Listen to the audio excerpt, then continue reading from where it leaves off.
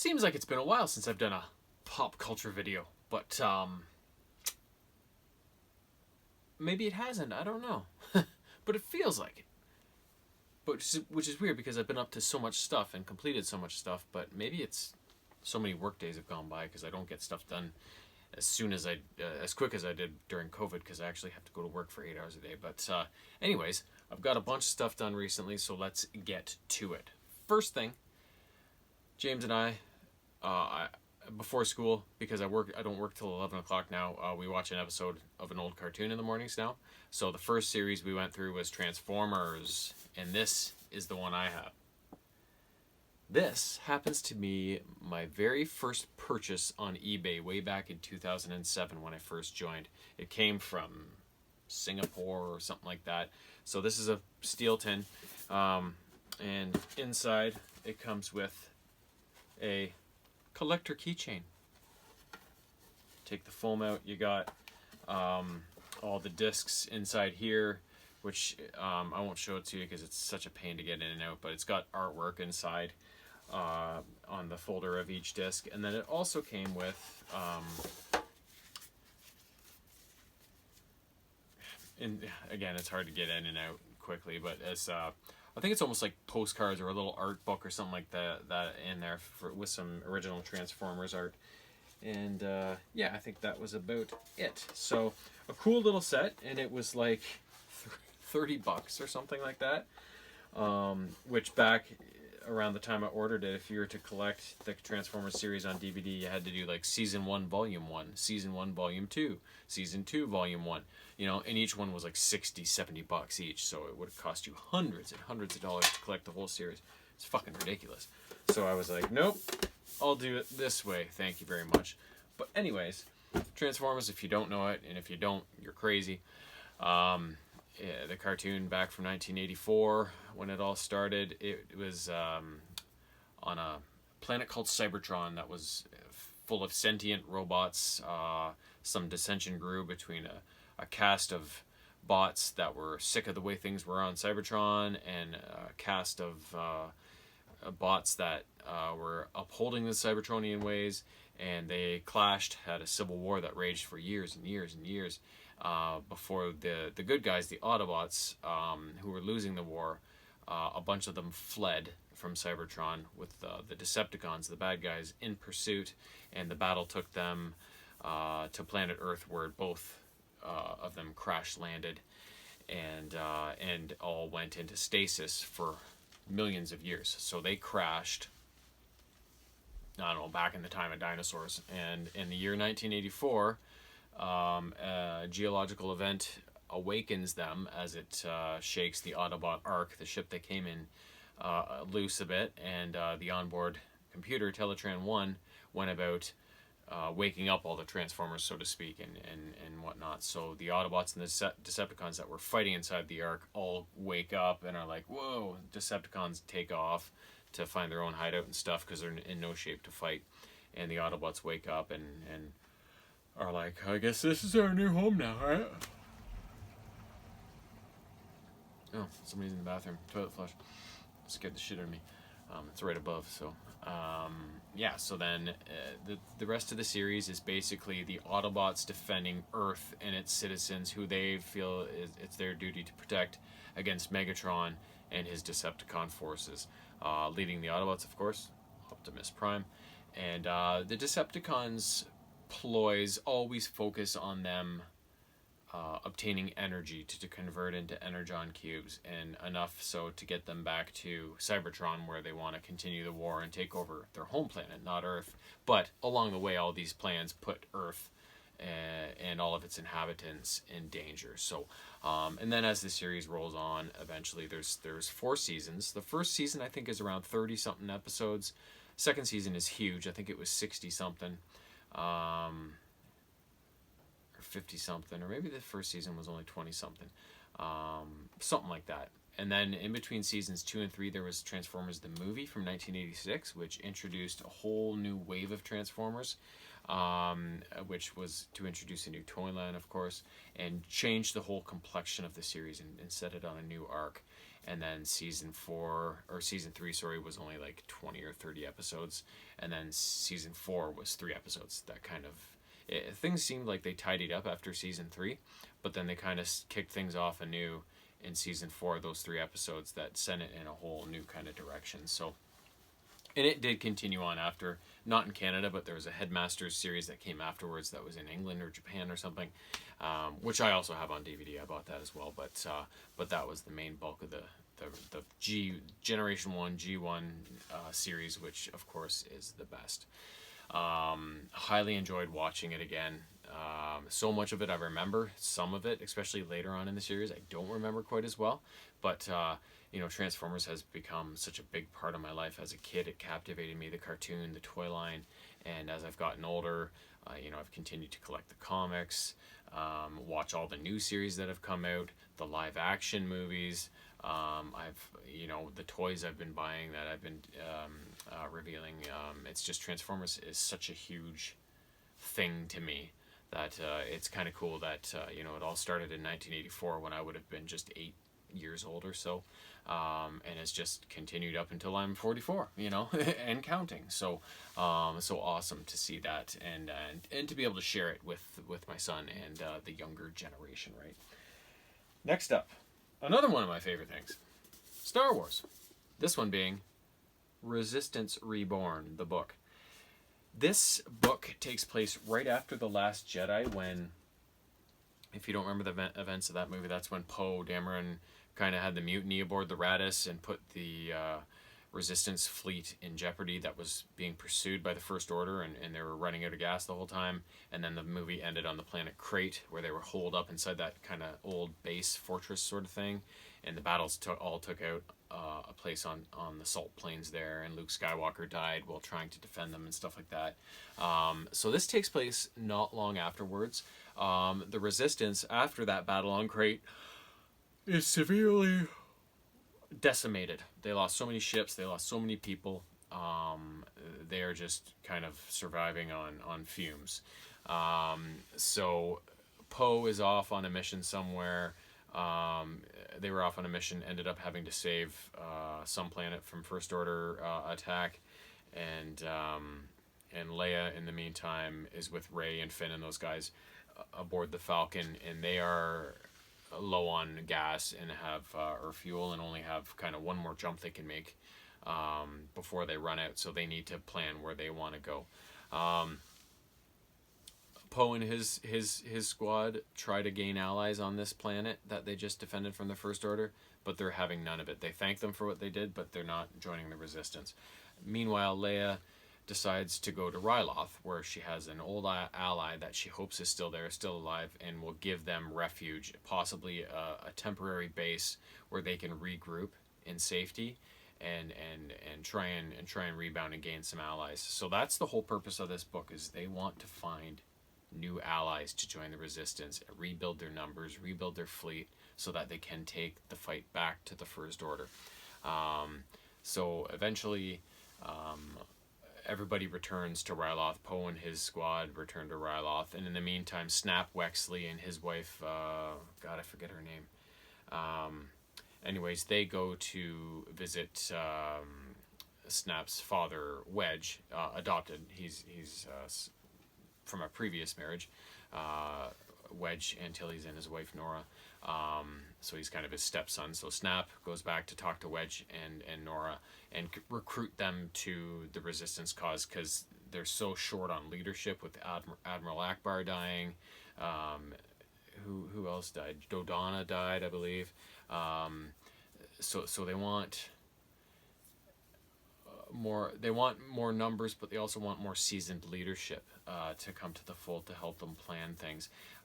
So Snap is able to bring Wedge and Nora back, and other people in the Resistance manage to bring some other people back. You got Imperial defectors. You've got just some rogue people who hate the First Order. You've got the Antilles, Wedge and Nora. You got General Rican comes back and stuff like that. So, and they all rendezvous on Ryloth, where Leia did meet her contact.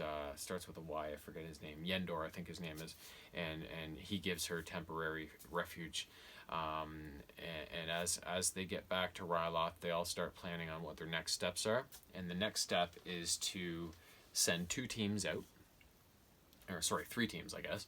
1 team to a planet called Braca, which is like a junker planet. One of the new additions to the Resistance has a sister there, and it's basically a junk planet where they could acquire possibly some ships that are due to be scrapped, but may just need some small repairs and could be of great use to the Resistance. So 1 team goes there. 2 other teams, including Poe Dameron's team and Wedge's team, go to Corellia, which is Wedge's home planet. And Corellia has always been home to a massive shipyard facility, which the First Order has recently taken over to produce ships for their cause. There's 2 missions to this planet. 1, Poe is to lead his team to an auction at a birthday party for some a well-known couple on the planet that are really well off, and they're putting up for auction a list that the First Order has put together that has been poached by some spies of targets they are going after. People that were sympathetic to the rebellion back in the day, or were directly involved, that they want to take out of the picture and deal with permanently. So Poe is going, oh, okay, we know who they're after. We could rescue these people, and they could be very helpful to our cause, and we could save them from whatever the First Order has in store for them, right? So that's their job at this birthday party, to bid and get this list at the auction. Wedge, in the meantime, is his team is supposed to rescue a handful of prisoners, high-profile prisoners that are being put to work on Corellia, and one of them is potentially an old ally of Leia's from the Senate after the rebellion defeated the Empire and the New Republic came along. So you have all these moving pieces in play, and well, it's all going on. All 3 of these missions are unfolding as they're all wrapping up. Ryloth comes under attack from First Order forces, so everybody is forced to finish their missions. Leia and her team is forced to flee Ryloth, and they all end up meeting and rendezvousing at a planet that is deemed to be safe, and is a planet known by one of the contacts Poe made, who one of the half of the couple that was auctioning the list at this birthday party. After the First Order crashes that party, kills this lady's husband, she's like, okay, yep, you can have the list, just get me out of here, and whatnot, and I've got a safe place for you guys to go. So that's kind of where it ends, as they rendezvous on this planet and settle in and get set to plan their next steps. So interesting to see what happens between movies, right? Like, I always like to see, okay, this movie ended here and then the other one starts here. You know, there's a bunch of time that's passed between them. You know, how did they get to this point, right? So I really like these stories that kind of fill in the gaps, right? Next up, second book in the Storm Runner series, called The Firekeeper. This is from an author that it's Rick Riordan presents, so he of the whole Greek mythology thing and other mythologies. He's releasing books from authors from other kind of cultures that may be overlooked, and so this one is to do with Maya gods. So I don't know if you remember the first one I mentioned, but this is the second one, and in it the main character, Zane Obispo, and his best pal Brooks, are holed up on the island of Holbox, Mexico, where the goddess of the underworld, Ishtab, has put up a kind of a dome of protection around them, so none of the other Maya gods can find them, because she is supposed to have done away with Zane. But Zane has gained some intel that his dad, God, I forget his name now. He's the god of something. Has been taken captured by captive and his prison's being moved around every few days to keep people from rescuing him. So Zane has gained some intel that on his location, and he's going to be there for a couple more days. So he wants to gain this info and then find a way to get off the island and out of Ishtab's zone of protection, so he can go rescue his father. After they gain this intel, and they start planning, him and Brooks start planning about how to do this, a mysterious girl washes up on the beach in a boat, and her name is Ren, and they find some shadows around her, and some violent shadows, and they're not sure kind of what to make of her, and but she quickly becomes part of their little team, and Zane, as the bunch of them talk, they figure they have to go through the underworld to get to South Dakota, which is the location where Zane's father, Hurricane, that's his name, is being held captive for the time being. So they figure their only way through is to get a portal to the underworld and get in through there. So they go about getting to the underworld, but of course they're discovered by Ishtab and Brooks's sister Quinn, who is kind of a spy in the underworld, helps them along a little bit in dealing with Ishtab, and eventually Zane has a talk with the goddess of the underworld, and an agreement is worked out amongst them that at the end of the last book, Zane put out a note to all the Godborns, other kids like him that were sired by gods, about his story, and he wanted to let them know who they are and what their roots are. And so he in talking to Ishtab and whatnot, and some kind of premonitions or dreams he's had, he realizes he's put these kids in danger by letting them know who they are, and so he finds out that they've all been taken captive. So now he's got two missions. He wants to rescue Hurricane, and he wants to rescue these kids. And as the adventure kind of moves along, there's lots of things that come up. Like he realizes actually Hurricane is actually scheduled to be executed in the near future, and then there's all these questions about Ren and what her powers are and who she might have been sired by, and then also the god of death, Apuk, who was Zane's main adversary in the first book, actually somewhat becomes an ally of theirs as they move along in the quest, and he can provide some aid for them. So there's all these weird things happening, and it all kind of culminates in this long kind of adventure as Zane seeks out the Firekeeper, who may be the only person who can tell Zane how he should proceed in managing to manage or complete these two tasks in only the couple days he has to do it. So yeah, it all kind of, the adventure unfolds, things happen, and I'm not going to tell you how it ends because that would be a spoiler. Last up, a trio of games that I completed recently. First up, for the PS3, Midnight Club Los Angeles. I've never played a Midnight Club game before, but I've always wanted to. This is actually, I think, the fourth and the final one in the series. And the story behind it is that you control a kind of a nameless guy from the East Coast who has moved to Los Angeles and wants to get into the racing circuit there. He meets up with a couple guys, Book, who is kind of the main antagonist in the game that kind of provokes your character and wants to, and who you want to defeat kind of to become the champion racer in the city. And then the other guy is Carol, who seems like he must be Russian or something like that, and he owns garages around Los Angeles, and he becomes kind of your main go-to for hooking up for events, hooking up for cars and stuff like that. And you guys kind of have this jokey relationship where they always make fun of each other and stuff, but you can tell that they're buddies, right?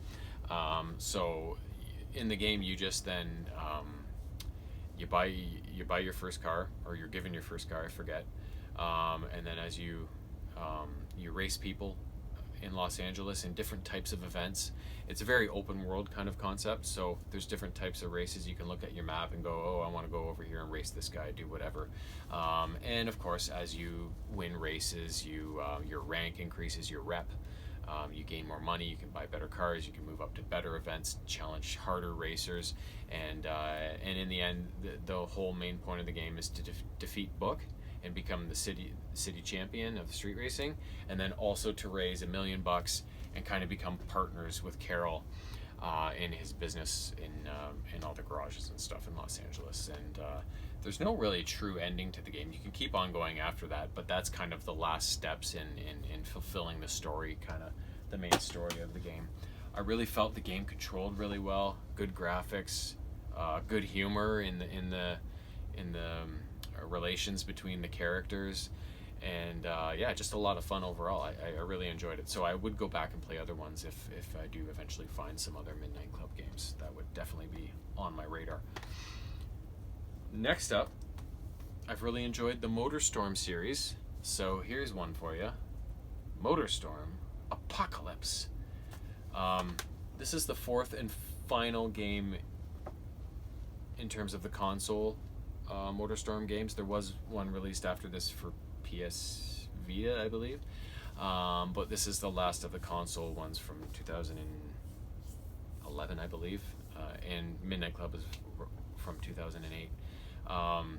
So Motorstorm games, if you remember, it's a bunch of crazy thrill seekers wanting to race in the most extreme conditions on Earth, and there's all sorts of different types of terrain and vehicles in each of the games.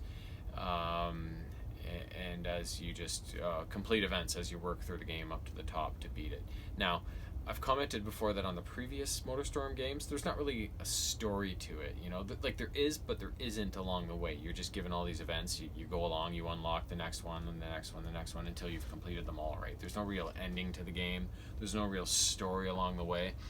This game changes it all. The next Motorstorm Festival, which takes place in Motorstorm Apocalypse, is taking place in what looks like San Francisco after a major earthquake. So the city is basically crumbling and falling apart, and all the humans there have gone crazy, and they're out firing arrows, napalm arrows at you and stuff.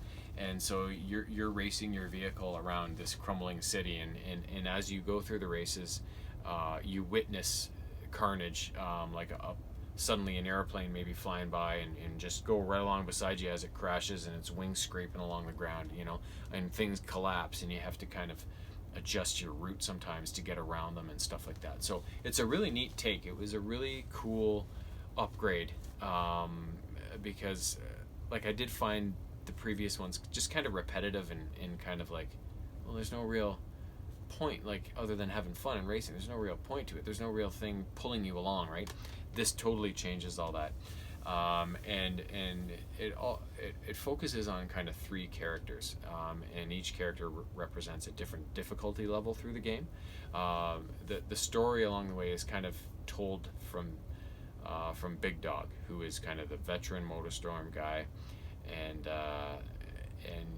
he kind of tells the tales of these three characters, one of which is him. The one on the easy difficulty is a young kid named Mash, who Big Dog is kind of grooming to become a good racer and maybe become the next Big Dog eventually. The middle difficulty level is Ty, I think his name is. And then the hard difficulty is Big Dog. You take on his story. So, yeah, you kind of work your way through these three different storylines, and the difficulty gets a little higher each time, and you kind of just, as you finally complete Big Dogs, you've completed the whole story. Lots of fun, great controls. I find the Motorstorm games have really good controls no matter what. Great graphics, other than Arctic Edge. That thing was a piece of shit, if you remember that, but the other three that I've played all on PS3 are just awesome. It's just the addition of the story mode. There's probably overall less events overall in this game compared to the others, but it's still a way better game. The addition of that story mode and the way it kind of tells the tale of the game and pulls you along and keeps you invested is just such a huge upgrade over the previous games. which were all very good, except Arctic Edge. So yes, definite hit with this one. Last up, Mario and Sonic at the Olympic Games, Tokyo 2020, which didn't happen. COVID. I've never played one of these Olympic Games before, but I've always been curious about them. So my wife just surprised me and James with it one day when she ordered it on Amazon. So I was like, score, right? This one is the first one apparently to have a story mode, and I'm all about the story mode. So the story behind it is that Mario and Sonic are getting ready for the 2020 Tokyo Olympics in terms of taking it all in and witnessing it and being happy about it, when a mysterious package is delivered to them with no note on who sent it, and as they open it, they find a retro kind of video game console, and before you know it, Bowser and Eggman show up and try and get them to play the game or whatever. Something happens and the game is dropped, and suddenly Mario, Sonic, Bowser, and Eggman are all sucked inside the game. So they are transported back to the Tokyo Games in 1964 inside this game, and it's all pixelated and looks all 8-bit like an original Nintendo game. And whereas Luigi, Tails, those guys are on the outside looking in going, where the hell did these guys go? Oh, they're inside the game. Oh no. So Bowser and Eggman inside the game. Eggman is like, I've programmed a backdoor to get out of this game, because they had originally planned on just sucking Mario and Sonic into it and letting them stay there and never be again, right? So Eggman is like, I programmed a backdoor out of this game. All we need to do is compete in the 1964 Tokyo Olympics and win a bunch of gold medals, and then we'll be able to get out of here. So Mario and Sonic, of course, get wind of this, so then they start competing in events against these two, right? So that's kind of the whole point of the game, is you go through the Olympics and compete in different events, which are kind of like mini games, and you got to beat them and win all the gold medals. On the outside, looking in again, Luigi and Tails are on a quest to get them out of here, so they have to deal with Eggman Nega and baby Bowser and stuff like that. The battery on the machine starts running low, so they have to find a battery to replace it and keep it going. So they do the same things to kind of get information and get the things they need along the ways. They have to compete against their adversaries in the 2020 Olympic Games events. So you got two different styles of events. You got like modern game ones, and then you got the retro 8-bit inside the game console games, and you can play all these events outside of the story mode in the in like the multiplayer mode or whatever. And there's also certain other events that aren't actually Olympic events, but little mini games you have to play along the way as well to further the story, and they can all be accessed later in the games room or whatever it's called. So yeah, you just have to work your way through this this event, get all the gold medals, gain your freedom, and complete the Olympics while you're doing it. So what fun, right? I found the game a really kind of cool little thing that it's not my normal kind of fare, but I do like to play, just like the RPGs, the Mario Rabbids and things like that. I like to play a weird game that's a little outside of my normal zone every so often, just to spice things up and keep it a little different and not so not monotonous, because I love playing games, but there's so many sports games in a row, so many racing games in a row, right? It's nice to do something a little different every once in a while. So yeah, so I really enjoyed it, and yeah, I think that's it. 6 items. Yeah, that's all. And hopefully I talked fast enough that this video isn't too long and I won't be able to upload it. So let's cut her off here, and I'll be back very soon with another video about something. So until then.